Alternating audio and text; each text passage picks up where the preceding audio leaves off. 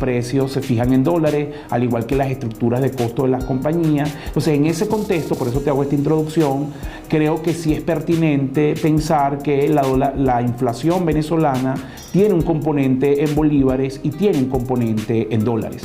Efectivamente, cada vez se apalanca también más en la tecnología. El uso del celular y de las redes sociales se ha convertido en un vehículo importante para la compra, especialmente redes como Instagram, también el marketplace de Facebook, y obviamente sitios como Mercado Libre siguen siendo muy activos y muy utilizados por los consumidores para comprar. El contexto de la recuperación de Venezuela es un contexto bastante limitado, ¿no? Y fíjate lo que ha sucedido. Venezuela es una economía que en 7 años se ha contraído 80%, es decir, que si nosotros estábamos en el año 2013 en 100, terminamos el 2021 en 20, ¿no? Más o menos ese es el cálculo. Si estamos creciendo 10%, significa que este año vamos a terminar en 22, porque el 10% de 20 es 2. Entonces, eso significa que todavía estamos 78% por debajo de lo que éramos en 2013, ¿no? Hago este cálculo numérico.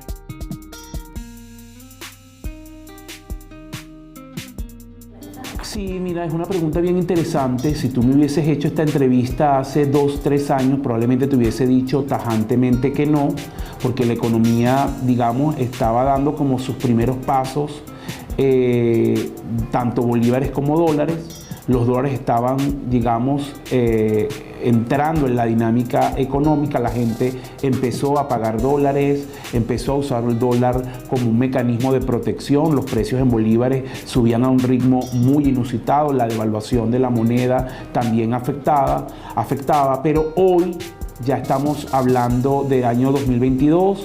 Este proceso empezó con fuerza en el 2017, es decir, que han pasado ya 5 años. Creo que el grado de dolarización es bastante profundo. Estamos hablando que cerca de la mitad de transacciones se pagan en dólares.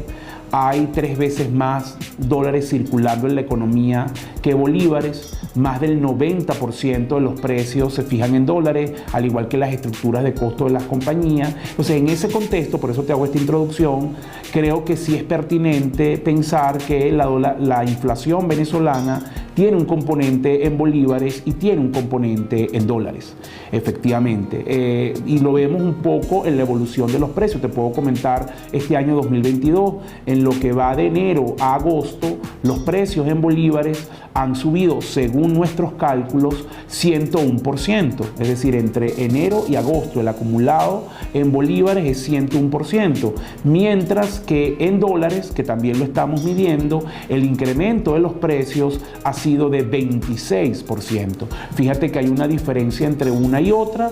Por eso obviamente la gente prefiere dólares, porque el crecimiento de los precios en dólares es mucho más lento que en bolívares. Estamos hablando pues entre 101 y 26. Estoy seguro que cualquier persona prefiere manejarse con 26% que con 101. El problema que lleva esto es, primero, que el nivel de ingresos en dólares, tanto de las personas como de las empresas, difícilmente pueda crecer en la misma proporción. Entonces mucha gente siente que el poder de compra del dólar, y efectivamente es así, en Venezuela pierde valor. Fíjate algo, otro dato que también revela esta realidad.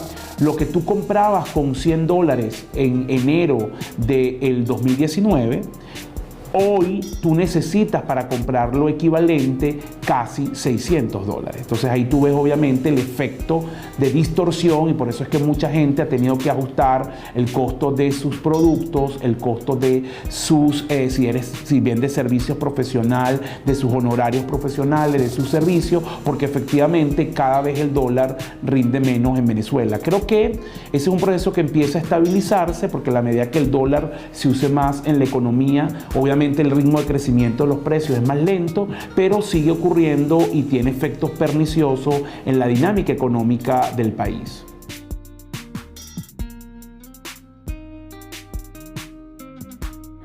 Mira, voy a comenzar por los consumidores. El consumidor venezolano ha cambiado considerablemente.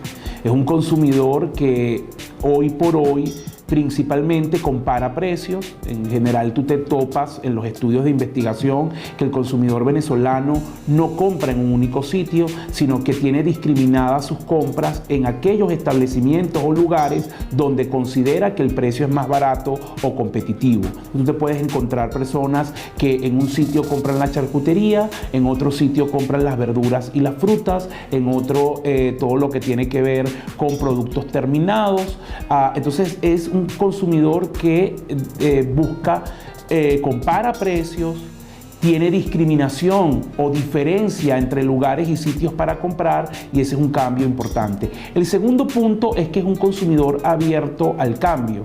Yo de manera jocosa digo que es un consumidor montacacho, infiel, porque ya la fidelidad de marca se ha reducido muchísimo. Es un consumidor que es capaz de experimentar o de abrirse a nuevas marcas si sientes que éstas tienen una relación precio-valor competitiva. Entonces eso es muy bueno para marcas nuevas y un desafío para marcas consolidadas, porque tampoco pueden dar por hecho que siempre van a tener los mismos compradores. Entonces es un consumidor que de alguna manera está ávido de buscar productos que satisfagan sus necesidades, pero que también sean más económicos.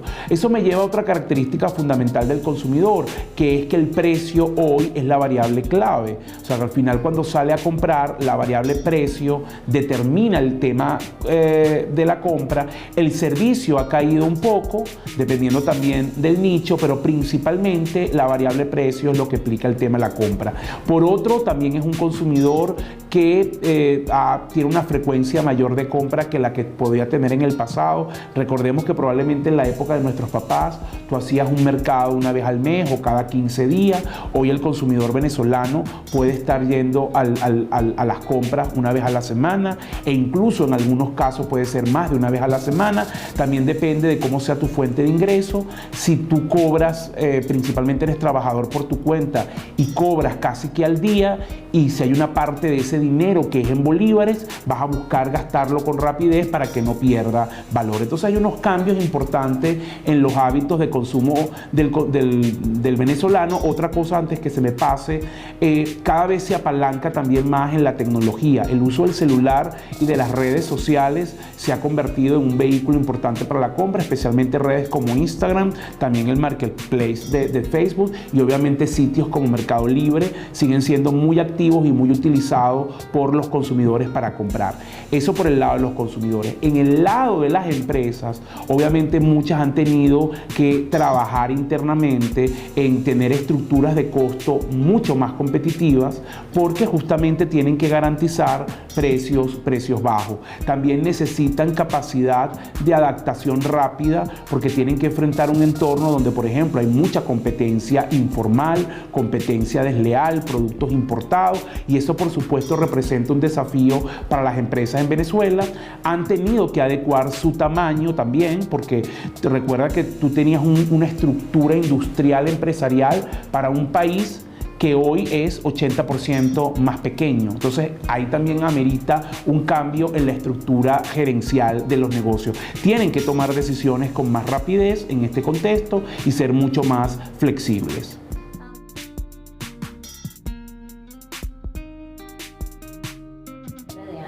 Sí, muy buena pregunta, porque efectivamente la estrategia del gobierno ha sido una estrategia que uno llama de contención monetaria, es decir, tú para comprar dólares necesitas bolívares, y lo que hace el gobierno es, por un lado, emite bolívares y por otro vende dólares para evitar que todos esos bolívares terminen en la calle y presionen al alza el precio de la divisa. Eso es lo que ha venido aplicando prácticamente desde febrero de 2019, es decir, que ya lleva más de 3 años en esa política. La semana pasada lo que ocurrió en esencia es que, digamos, el panel de control se trastocó, porque el gobierno, por un lado, emitió muchísimos bolívares, incluso más de lo que había emitido recientemente, pero no puso dólares en el sistema para drenar parte de los bolívares. ¿Qué sucedió? Esos bolívares entonces se fueron al mercado paralelo a buscar salida. Recordemos que en un país donde la confianza de la moneda es extremadamente baja, después de haber padecido una hiperinflación, todo el que tiene bolívares no ahorra en bolívares porque sabe que eso pierde valor. Entonces usted busca comprar cosas. El consumidor busca comprar bienes, el comerciante busca reponer mercancía, el productor busca comprar insumos, materias primas. Entonces eso genera una demanda de divisas importante, que fue un poco lo que vimos la semana pasada. El gobierno nuevamente ha vuelto a vender de forma activa muchas divisas para bajar un poco la presión. Por ahora lo ha hecho. La perspectiva para los próximos meses es que episodios de este tipo, me gustaría decir otra cosa, van a repetirse muchísimo, porque el último trimestre el gobierno gasta más bolívares de lo que ha gastado previamente, es decir, que hay un incremento en el gasto en bolívares, y por otro lado el gobierno también está enfrentando un menor flujo de ingresos en dólares, producto de que tiene que vender el crudo con descuento, que la producción petrolera ha caído 20% y que los precios del petróleo también están entrando en una racha bajista. Entonces, fíjate que tienes lo peor de los dos mundos. Por un lado, esperamos más bolívares en el sistema, y por otro, una caída en los ingresos en dólares. Entonces eso hace pensar que vamos a tener un ritmo de devaluación más agresivo en la última parte del año, y también un poco más de inflación.